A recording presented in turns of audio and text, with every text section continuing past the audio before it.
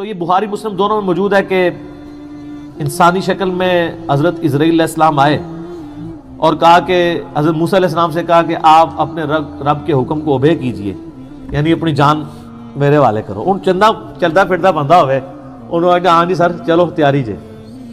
اور پھر موسیٰ علیہ السلام، تو حضرت موسیٰ علیہ السلام نے ایک تھپڑ مارا اس کو، اس کی آنکھ نکل گئی.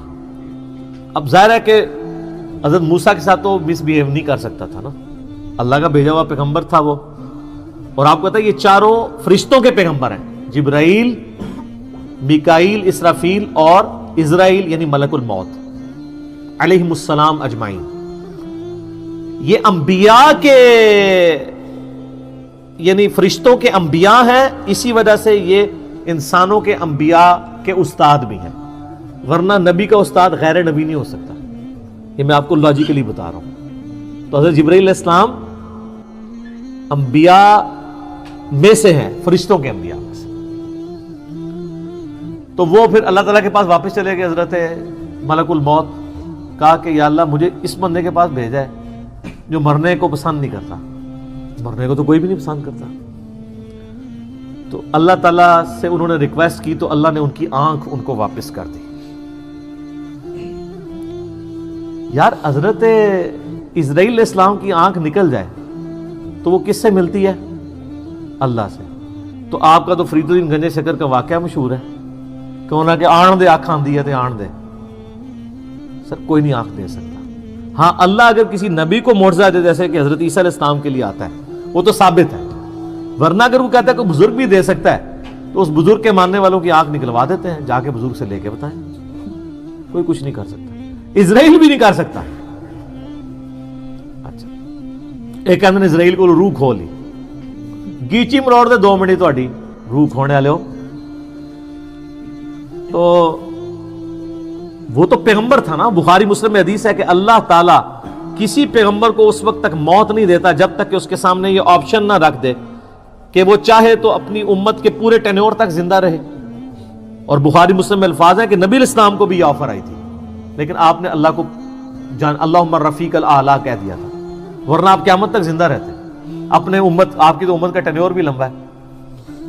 تو حضرت موسیٰ علیہ السلام نے وہ تھپڑ مارا، وہ اللہ کے پاس گئے. بخاری مسلم کے الفاظ ہیں اللہ نے آنکھ واپس کی، واپس ہے اور کہا اچھا اس طرح کرو. اللہ کو تو پتہ تھا نا بندہ ذرا جذباتی میرا ہی بندہ ہے، تو لہٰذا میرا بھی غصے کا برا نہ مانا چلے. منو ہی اللہ نے بنایا، ہر بندے کی نیچر اپنی ہے. ابو بکر عمر نہیں بن سکتے، عمر ابو بکر نہیں بن سکتے، دونوں کی اپنی نیچر ہے. A man can never grow out of his skin. انسان جتنا بھی موٹا ہو جائے اپنی سکن سے باہر نہیں نکل سکتا. جو شاکلہ اللہ نے دیا ہے اس کے اندر ہی اس کی وہ ہوئی ہوتی ہے بلٹ اپ. بہرحال اللہ نے فرمایا اچھا موسیٰ سے کہو کہ کسی بیل کی پشت پہ اپنا ہاتھ رکھے، اس کے ہاتھ کے نیچے جتنے بال آ جائیں گے نا اتنے سال اور زندگی بڑھ گئی. سر وہ تو سینکڑوں بال بنتے ہیں. تو حضرت اسرائیل علیہ السلام یہ جب پیکج لے کے آئے نیا کہ حضرت پہلی تو معذرت ہوں اے پیکج ہے تہاڈی مرضی ہے. دیکھو منی پھر موسیٰ دی گئی ہے، ہونا تو چاہیے تھا کہ جس نے مارا ہے اسے بدلہ لیا جاتا. دیکھو لاڈلا ہے. تو انہوں نے کہا اچھا اتنے سال میں زندہ رہوں پھر کیا ہوگا؟ انہوں نے کہا پھر موت. کل نفس ذائقۃ الموت، ہر ذی روح نے موت کا مزہ تو چکھنا ہے. تو پھر انہوں نے کہا جب اتنے سال بعد مرنا ہی ہے تو اب کیوں نہیں، جب یہ میں نے جام پینا ہی ہے موت کا. تو پھر انہوں نے کہا اے اللہ بس میں تجھ سے یہ دعا کرتا ہوں کہ مجھے ارض مقدس یروشلم کے قریب کر دے، میں اتنا قریب ہو جاؤں کہ وہاں سے اگر کوئی پتھر بھی پھینکے نا تو میری قبر تک پہنچ جائے، وہ مقدس زمین کے. جیسے ہماری بھی خواہش ہوتی ہے بقیع غرقد میں دفن ہو. مسلم شریف میں حدیث ہے کہ جس نے مدینے کے مصائب پہ صبر کیا تو میں اس کا شفیع بنوں گا. ترمذی میں الفاظ ہیں کہ ہو سکے تو مدینے میں مرو، جو مدینے میں مرے گا میں اس کی شفاعت کروں گا. اور بخاری میں حدیث ہے حضرت عمر کہا کرتے تھے اے اللہ مجھے شہادت کی موت دینا، اپنے رسول کے شہر مدینہ میں موت دینا. اللہ نے دونوں ان کی دعائیں قبول کر لیں، کیونکہ سب سے پہلے شفاعت اہل مدینہ کی ہونی ہے، بشرطے کہ وہ آپ کے فرقے کا ہو. ہاں سر فضائل اعمال والے شیخ زکریا صاحب بھی مدینہ شریف بقیع غرقد میں دفن ہے، اور فضان سنت والے الیاس قادری صاحب کے پیر صاحب ضیاء الدین مدنی بھی وہاں پہ دفن ہے، اور ہماری ماں سیدہ عائشہ بھی وہاں دفن ہے، امام حسن علیہ السلام بھی وہاں پہ دفن ہے، امام باقر بھی وہاں پہ دفن ہے، امام مالک بھی وہاں پہ دفن ہے، حضرت عثمان غنی بھی وہاں پہ دفن ہے، اور عبداللہ ابن ابی بھی وہاں پہ دفن ہے۔ قبروں سے کوئی فرق نہیں پڑتا، اتنے نیک لوگوں کے ساتھ اس منافق کی قبر بھی ہے۔ پہلے تو سانجے قبرستان ہوتے سن نا۔ تو اچھا انہوں نے دیکھ لے اس سے اسرائیل سے نہیں کہا کہ منو جا لین دیں، اللہ سے ہی مانگا ہے، تو اللہ نے ان کو قریب کر دیا۔ اور نبی علیہ السلام فرماتے ہیں جب وہ قریب ہوئے تو وہاں پہ ان کو موت دے دی، اور اگر میں چاہوں تو تمہیں سرخ ٹیلے کے پاس موسیٰ علیہ السلام کی قبر بھی دکھا سکتا ہوں۔ یعنی حضرت موسیٰ علیہ السلام گمنامی میں ایک قبر میں دفن ہے، کوئی مزار نہیں ہے سر۔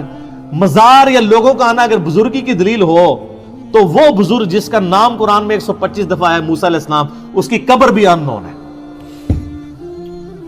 ظاہر ہے جب وہ اکیلے وہاں پہ، بخاری مسلم میں، صحیح مسلم میں 2 حدیثیں ہیں، آپ علیہ السلام فرمایا میں نے شب معراج سرخ ٹیلے کے پاس موسیٰ علیہ السلام کو قبر میں نماز پڑھتے ہوئے دیکھا ہے، اگر میں وہاں سے گزروں تو میں قبر بھی دکھا سکتا ہوں۔ اور اللہ کہہ رہے ہیں آخرت کی زندگی میں اس کا دنیا سے کوئی تعلق نہیں۔ تو یہ واقعہ بالکل درست ہے، اس پہ منکرین حدیث کا یہ والا اعتراض جو تھا وہ غلط ہے کہ وہ مطلب حضرت موسیٰ علیہ السلام کی ایک طبیعت تھی، وہ کہتے ہیں نہیں وہ نافرمانی کی ہے، اللہ کے حکم کے لیے آئے تھے۔ اب پتہ نہیں اس وقت کیا گیون سرکمسٹانسز تھے، ہو سکتا ہے وہ ایکسپیکٹ کر رہے ہوں کہ اس نے مجھے آگے آفر کیوں نہیں دی ہے، جیسے نبی علیہ السلام کی بخاری مسلم میں حدیث ہے کہ کوئی نبی بھی آفر کے بغیر نہیں مرتا۔ تو دیکھو نا بھائی پھر پیکیج لے کے آیا ہے نا، وہ پہلے لے کے آتا ہے نا، ٹھیک ہے۔ باقی ہر چیز اللہ کی مرضی سے ہی ہو رہی ہوتی ہے، ایک واقعہ بننا تھا بن گیا، اللہ تعالیٰ نے تھوڑا فرشتوں کو بھی جلال دکھا دیا موسیٰ علیہ السلام کا۔ تو باقی وہ جب پیکیج لے کے آیا تو پھر دیکھیں انہوں نے اس کے ڈیل صحیح طریقے سے کیا۔ تو موسیٰ علیہ السلام اللہ کے بندے ہیں، پیغمبر ہیں، اور اللہ کے بڑے لاڈلے ہیں۔